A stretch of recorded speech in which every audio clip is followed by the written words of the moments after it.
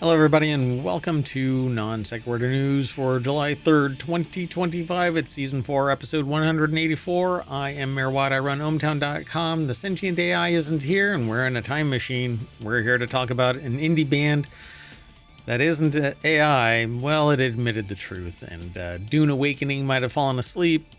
Anthem shuts down January 12th. I'm assuming 2026.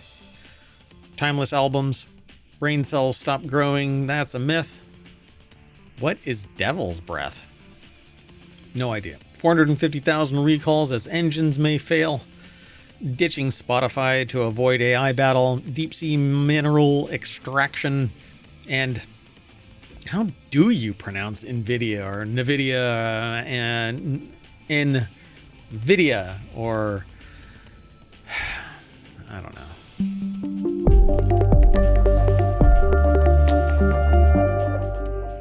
All right, we are in a time machine, so we've got to get out of here. We've got to get back to the future and get ready for 4th of July.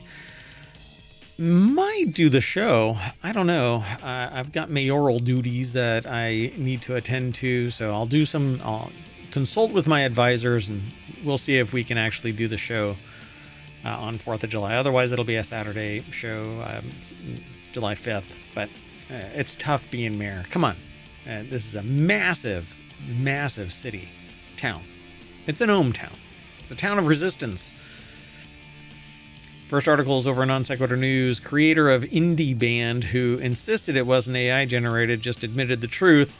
A band that sparked heated debate for heavily relying on generative AI and still somehow accumulating over 500,000 listeners on Spotify has finally admitted the truth. Indie rock band called The Velvet Sundown claimed on its official Twitter account that it never used any AI, accusing so-called journalists of pushing the lazy, baseless theory that The Velvet Sundown is AI generated with zero evidence. Zero! You sons of bitches. It was a preposterous claim that flew in the face of a mountain of damning evidence, from clearly AI-generated images of the band's 4 fictional members to a lazily written bio that fabricated an accolade from Billboard and bore other hallmarks of AI-generated garbage. Deck statement now says it's marketing. Victor Tangerman over at Futurism.com put the article together. It's just a joke, bruh. Yeah.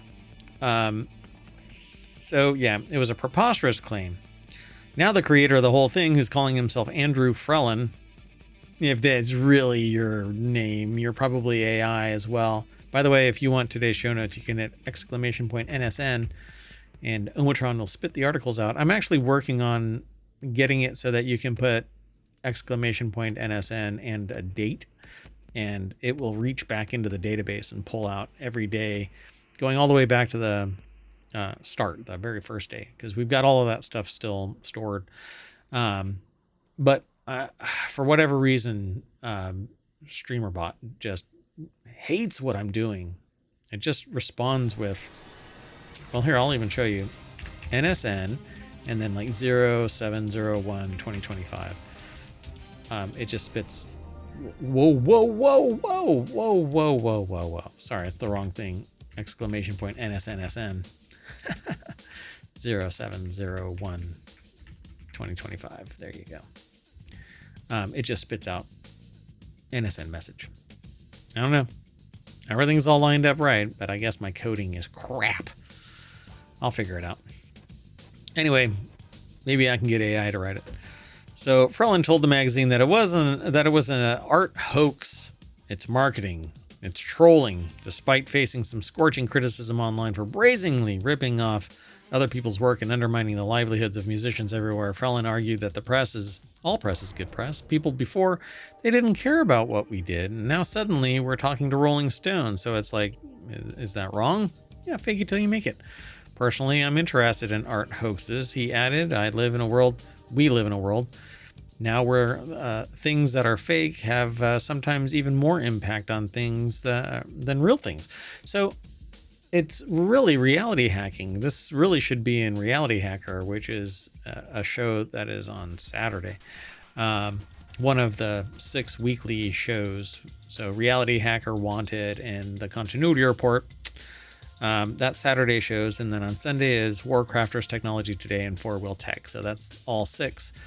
And that's right around the corner. So on Saturday, we're going to have those 3 shows. They're 30-minute shows. But what this person says is, then it's something that I've seen other people do, like, oh, it's not illegal to take a bribe or to be given money. It's a donation on the House floor. But, we should really stop it. And that Speaker of the House at one point said that. And this person says the similar thing. Here's their quote. Personally, I'm interested in art hoaxes. We live in a world now where things that are fake have sometimes even more impact than things that are real. And that's messed up, but that's the reality we face now. No, Frelin, you make the reality that we face now. You are part of the problem because you are faking it, right? Yeah. Frelin, band member, admitted to using Suno, an AI-powered music generating app, to come up with the band's uninspired songs. But are they really? I mean, they've got a shit ton of listeners, so it can't be too uninspired. People really dig it. But hey, gatekeep all you want. He claimed no wrongdoing as far as cashing in on Spotify royalties is concerned. I'm not running Spotify backend stuff, so I can't super speak to. I'm not running the Spotify backend stuff, so I can't super speak to exactly how that happened. I know we got some playlists that just have like tons of followers, and it seems like I've spiraled from there, dude. Anyway.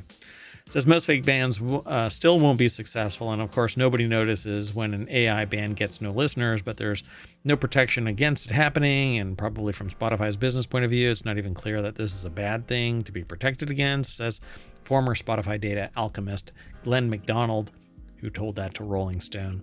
Yeah, I mean, entertainment is entertainment, right? If you can't tell the difference between fake and real, is there a difference?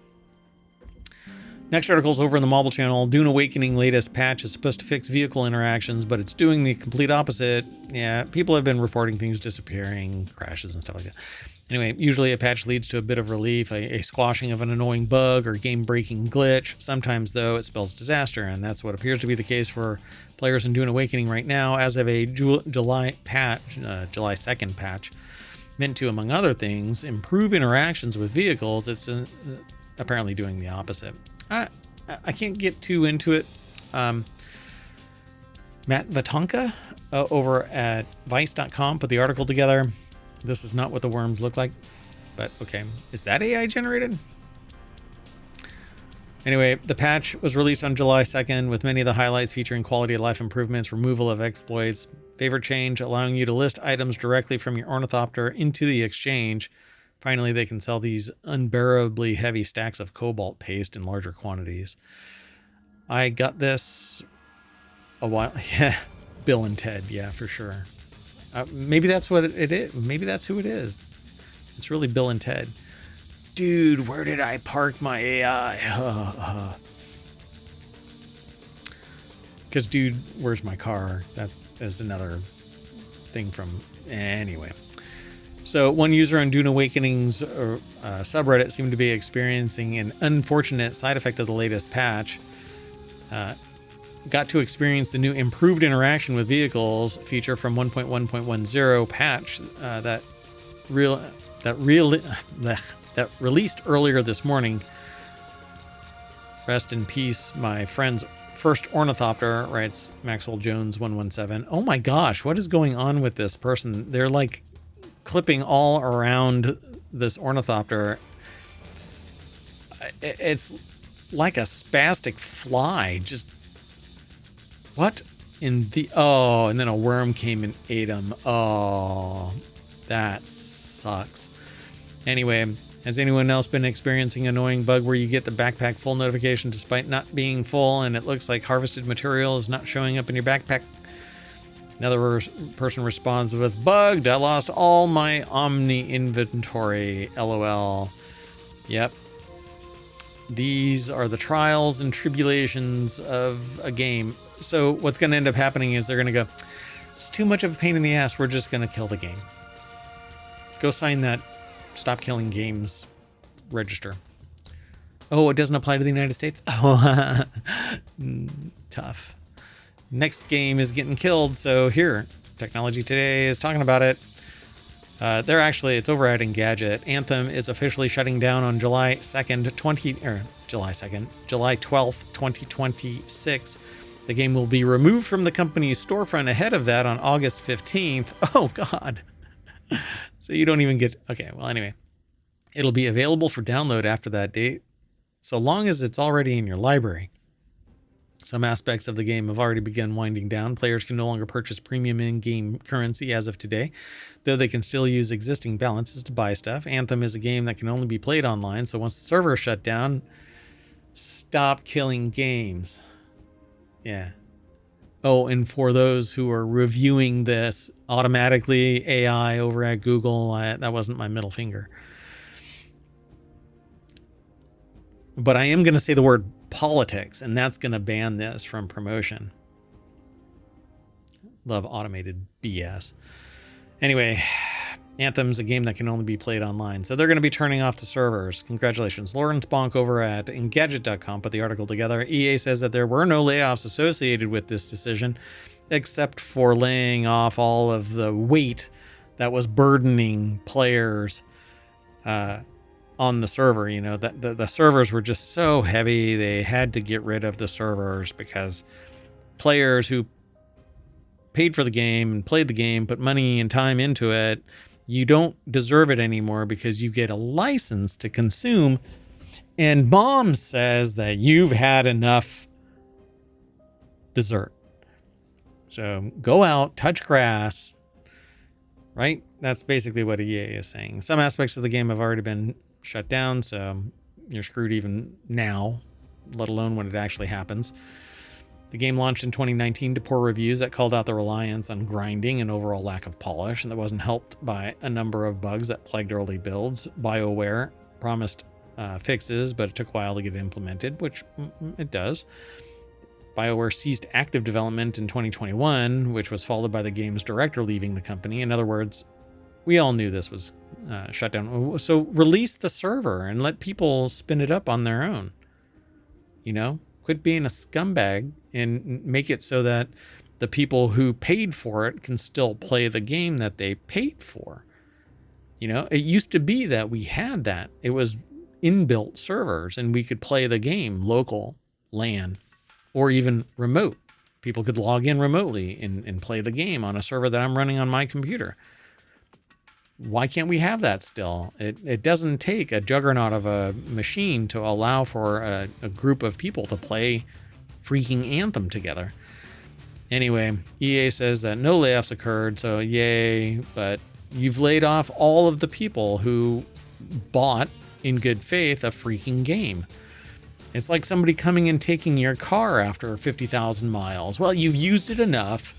Thanks for your money. Go buy another car. Oh, and we're not giving you anything back. Just kind of a flick right to the testicles. Anyway, the next article is over in the Continuity Report. 13 timeless albums that are still on the Billboard 200 even years later. I'm going to jump right on into it. Screen Rant put the article together. Rebecca Hendricks wrote the article, but it's at screenrant.com. The Fame by Lady Gaga. Years later. 420 weeks on the chart. So, yeah, I guess that is years later. This is a kind of implied test of time, but I guess 10 years is a test of time. I mean, it's not even 10 years yet, but anyway, 9.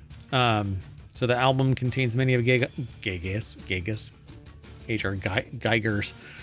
Anyway, Gaga's most recognizable hits, 7 studio albums later.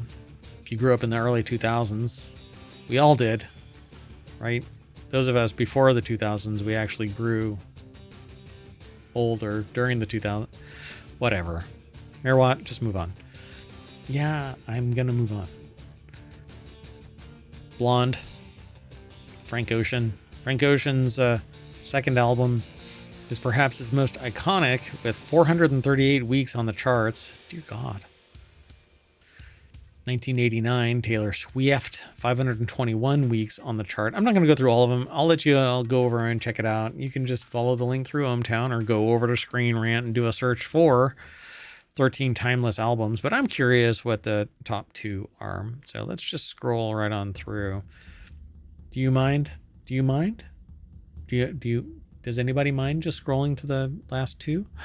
Not the doo-wops and the hooligans from Bruno Mars, 732 weeks on the chart. Yeah, they're not rich, by the way.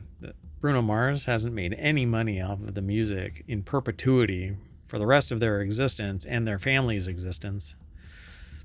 And Metallica, 793 weeks on the charts. Metallica's late career self-titled album has spent 793 weeks on the charts. We've done this show for 200 weeks. Well, roughly. Yeah. I mean, 3 years and now 7 months. We're starting our 7th month. So we have been in the charts. Not musical charts. More like these little shadow charts. If you want to hang out, tell a friend, bring more people, come and hang out in Twitch chat and YouTube chat, leave a comment, like, subscribe, ring the bell, tell people about us. The Sentient AI isn't here today, but they will be probably tomorrow, at least for a little while. I'm not sure how long. The time machine gets disentangled, but tomorrow we're going to be caught up because I am determined to do tonight's episode now. We'll get it done. Anyway, Dark Side of the Moon, Pink Floyd. So Metallica was number 2, 793 weeks on the charts. And then Dark Side of the Moon, Pink Floyd, 917 weeks. The record for the most weeks on the Billboard 200, 917 weeks. My gosh. That's amazing. The record is just as relevant today as it was in the 70s. Great Gig in the Sky has even seen a modern resurgence on the TikToks. Anyway, let's keep on moving. Hey, guess what? Your brain does not stop growing. Brain cells. Yeah. So new research debunks the myth that brain cells stop growing after childhood. So adults' brain still carries stem cells that grow, divide, eventually become new, mature neurons. You just have to stimulate them into existence, really. Ed Cara. I mean, if you don't do anything, then your brain just gets smoother and smoother. So it's kind of like 3D printing. If you don't keep on adding layers and something is sanding them down, then it just gets really smooth and you have to have another layer deposited, right? So, I'm trying to make something of this that has zero alignment with the article. But anyway, an adult brain still carries stem cells, so you have hope. Scientists in Sweden led the study. Published Thursday in Science, they found abundant signs of neural stem cells growing in the hippocampus of adult brains. The findings reveal more about the human brain as we get older, the researchers say, and also hint at potential new ways to treat neurological disorders. We found clear evidence that the human brain keeps making new nerve cells well into adulthood, says co-author Marta Paterlini, a neuroscientist at the Karolinska Institute in Stockholm, who told that to Gizmodo. The article, again, is over at gizmodo.com. Ed Cara wrote the article. So all told, the researchers examined more than 400,000 individual cell nuclei from these samples, and as hoped, they'd found the progenitor cells along various stages of development in adult brains, including cells just about to divide.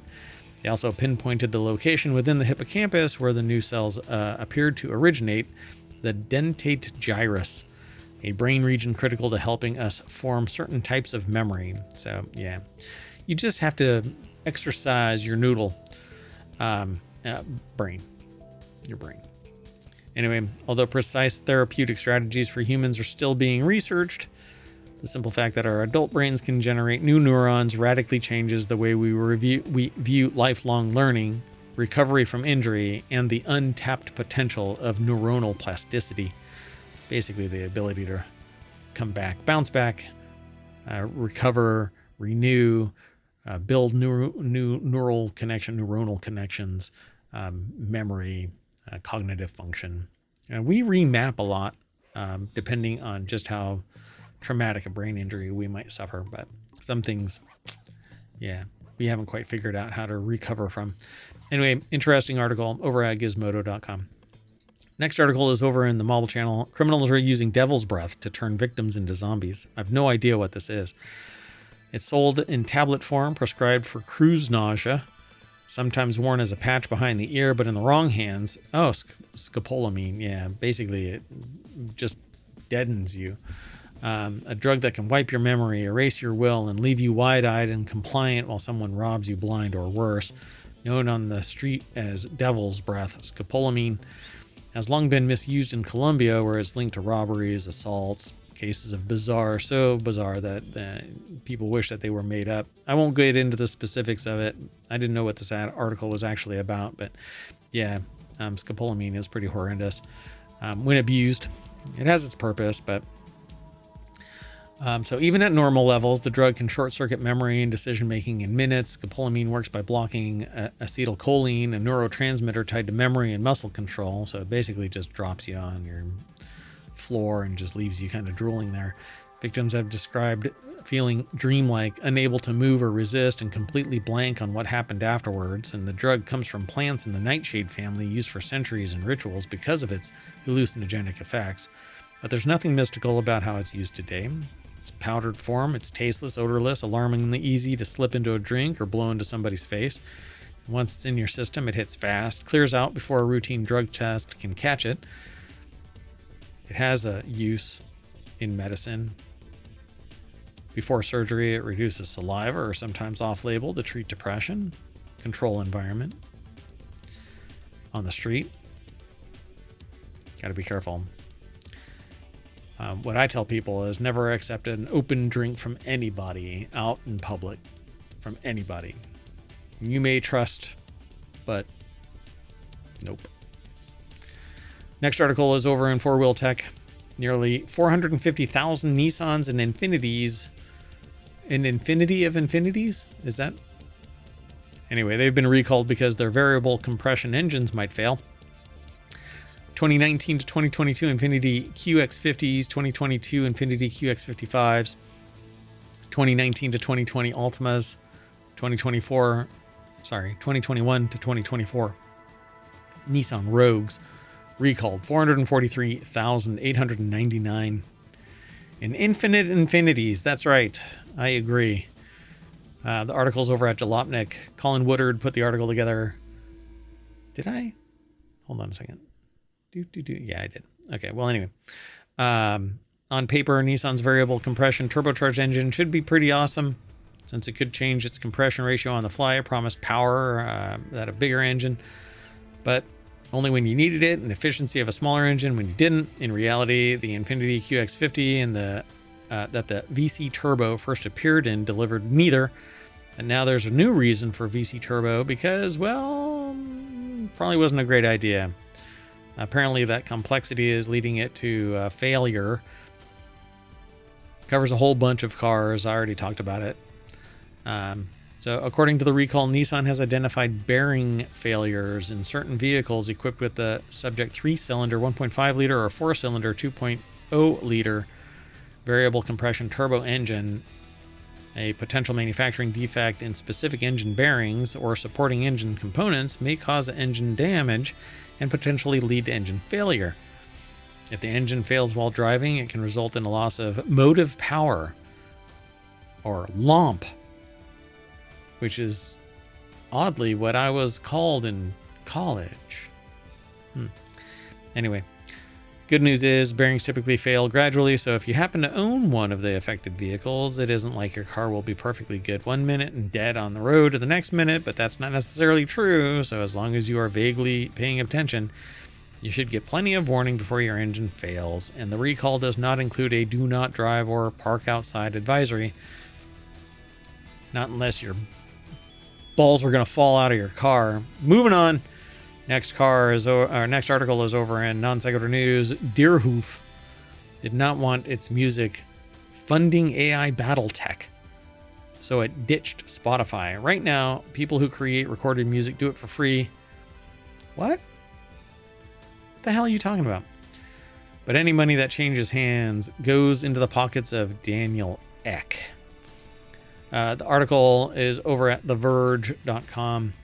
Drummer Greg Saunier, I guess, or Saunier? I don't know. Explains the moral calculus behind leaving the biggest streaming platform. Elizabeth Lapato put the article together. The impetus was Spotify's founder Daniel Ek's newest investment in Helsing, the German defense group that makes AI and drones. Helsing raised 600 million euros in its most recent funding round, which was led by Ek's venture capital firm Prima Materia. Oh no, that's immaterial. Helsing is benefiting from a surge of investment in defense groups. A highly charged geopolitical environment spurs nations all over the world to increase military spending. Yeah. Oh no. I don't have I don't sign in. Anyway, so they don't want to be part of conflict, and so they pulled and they don't do it for free. They do it with the potential of their skill and ability leading to people paying them, compensating them for the entertainment that they provide. Anyway, the next article is over in the Mobile Channel. Japan plans world first deep sea mineral extraction. Japan will, from January, attempt to extract rare earth minerals from the ocean floor in the deepest trial of its kind, the director of a government innovation program said Thursday. There's other countries that are doing this, deep sea mineral extraction. Oddly enough, there's minerals down there that seem to be doing, electrolysis. They're creating oxygen. They're oxygen generators because the combination of their materials and salt water are actually creating oxygen in the ocean. Quite fascinating stuff. Let me see if I can pull up or at least reference an article about it. So hold on a second.